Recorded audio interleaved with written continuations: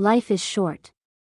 Though life is already short enough, we are unconscious for a third of it, which has a significant impact on the condition and well-being of the other two-thirds. Despite its importance, sleep remains a mystery to many. For example, there is a widely accepted notion of the 90-minute sleep cycle. It says that non-rapid eye movement or non-REM sleep and REM sleep take turns within every 90-minute cycle, so we should sleep for multiples of 90 minutes. However, the sleep cycle actually fluctuates within a range of 60 to 110 minutes, depending on individual differences and daily conditions. Also, REM sleep and non-REM sleep are completely different states in terms of the physiological conditions of the body and brain, and their characteristics and functions are not widely understood by the public. Sleep is essential yet unknown. What happens to the body and brain during a slumber? How will scientific knowledge on sleep help us optimize its quality and quantity? Majority of sleep researchers agree that the quality of sleep is most important, and it is a lot about the regular occurrence of the sleep cycles. In a healthy sleep, non-REM sleep and REM sleep occur exclusively in this order within a 90-minute cycle, and we repeat this cycle 3 to 5 times a night. The overall proportion of non-REM and REM is about 3 to 1, but the ratio within a cycle varies across the night. Non-REM sleep accounts for the majority of the sleep cycle in the first half of the night, while the ratio of REM sleep increases as it gets closer to dawn. Non-REM sleep is further subdivided into 3 stages. Stages 1 and 2 are often called light sleep, and stage 3 is generally understood as deep sleep. Stage 1 is sort of a transition period from wakefulness to deeper sleep, and it lasts for less than 10 minutes. Stage 2 plays an important role in refining our memory related to motor skills, such as practicing sports, riding a bike, and playing a musical instrument. It is generally the longest stage, accounting for 50 to 60% of the entire sleep. In stage 3 or deep sleep, the brain rests while showing slow and powerful brain wave activity, and the body recovers its immune function and cardiovascular system. As we fall asleep, we quickly move from stage 1 to stage 3 via stage 2. We stay in stage 3 for a while, undergo stage 2 again, and finally reach REM sleep. Again, what matters is that this cycle properly takes place. For example, consider 2 individuals who get 7 hours of sleep.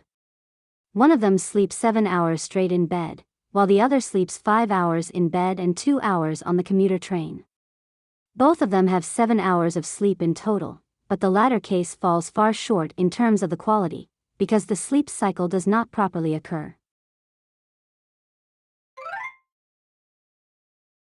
During Japan's Heian period, people believed that seeing someone in their dreams indicated the person was secretly in love with them. In modern days, Sigmund Freud and other psychologists regarded dreams as targets for psychological analysis, assuming that dreams reflect our deepest wishes, which turned out to be non-scientific. Dreams have long been a mystery for humanity, so have been for sleep scientists in the last several decades. Most of the dreams we remember in the morning are seen during REM sleep, and REM sleep itself is also a mystery. Even though we are asleep, our brainwaves are as active as, or more than when we are awake, so it is often impossible to distinguish REM sleep from wakefulness measuring just electrical brainwave activity. What are the functions of REM sleep? Why do we have dreams? First, REM sleep offers us emotional recovery. When we have a distressing experience during the day, REM sleep takes the emotional sharp edges off those difficult memory, so that we find them less emotionally intense the next morning. REM sleep also boosts our creativity. During REM sleep, our brain organizes and combines distantly related information and knowledge in our memory. It seems that the brain is trying every possible combination of ideas and experiences, combinations we never think of, during rational and obstinate wakefulness. We often wake up with a solution for a previously difficult problem, probably because REM sleep figured it out from a wide variety of possibilities. REM sleep plays these important roles for our mental health and creativity, and dreams may have something to do with those functions.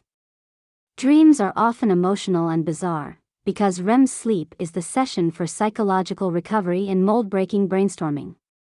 Do dreams have some significant role in themselves? Or are they merely byproducts of REM sleep, just like the heat from a light bulb? Up till now, we haven't found a clear answer. Sleep researchers and neuroscientists are still working to resolve the mystery of dreams. One of the most popular questions on sleep is about morning types and evening types.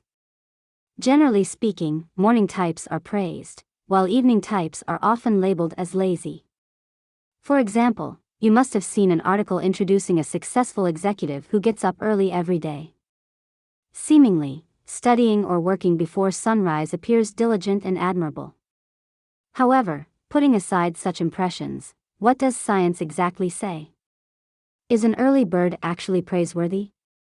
To put it simply, one's sleeping pattern, also known as chronotype, is mostly determined by genetics. For example, if you are an evening person, it is likely that one or both of your parents is an evening type. What time we feel drowsy or energized is fixed primarily by birth. If you are an evening type, your body and brain will not be able to function well in the early morning, no matter how hard you try. Roughly speaking, morning types, evening types, and those in between, each account for 1/3 of the population. The reason for this division lies in the hunter-gatherer era. In order to increase their survival rate, humans evolved so that each one has a different rhythm of their lives within the same community. A community composed of people with different chronotypes is unlikely to face the most vulnerable situation, where everyone in the community falls asleep. Genetics divides people into different chronotypes, so it is not only a matter of diligence or discipline. First of all, praise for early birds is oversimplifying the logic. If morning types are more likely to be successful, it is probably because they can focus on their most important work, in time when they are refreshed and uninterrupted by calls and meetings. Being a morning type is not the direct cause of their success. What is important is to find a sleeping habit that fits you. In order to have a good night of sleep, what can we do? First and foremost, we need to establish a regular sleeping habit. Going to bed and getting up at the same time every day, whether on weekdays or weekends. Most living creatures, including Homo sapiens, have an internal 24-hour clock, known as a circadian rhythm, and irregular sleeping habits significantly distract this biorhythm. If you wake up 3 hours later on weekends than on weekdays, it is virtually equal to having 3 hours of jet lag every week. Sometimes we have to stay up late or get up earlier than usual. In this case, it's better to maintain either the usual bedtime or wake-up time, rather than shifting the entire sleep time. Second, stay away from your phone before bedtime. Not only blue light but also the stimulation and excitement from social media can disrupt your sleep. Thirdly, we need to take care of the time we drink alcohol and caffeinated beverages. You might be under the impression that alcohol helps you have a sound sleep. In fact, alcohol facilitates the onset of sleep, but it negatively affects the quality of sleep. Your sleep becomes fragmented with brief awakenings, which we don't usually remember. Alcohol also suppresses REM sleep, especially during the latter half of the night. You should avoid drinking at least 3 hours before bedtime. Caffeine also has a huge impact on our sleep. It takes 5 to 7 hours to remove caffeine in your body by half, and a half is still powerful. The last cup of coffee should be taken preferably before 3 p.m. There are also things proven to enhance the quality of sleep, such as mindfulness meditation, moderate exercise during the day, and taking a bath 90 minutes before bedtime. Good sleep is the greatest gift for your tomorrow self. It's worth making every effort to ensure it.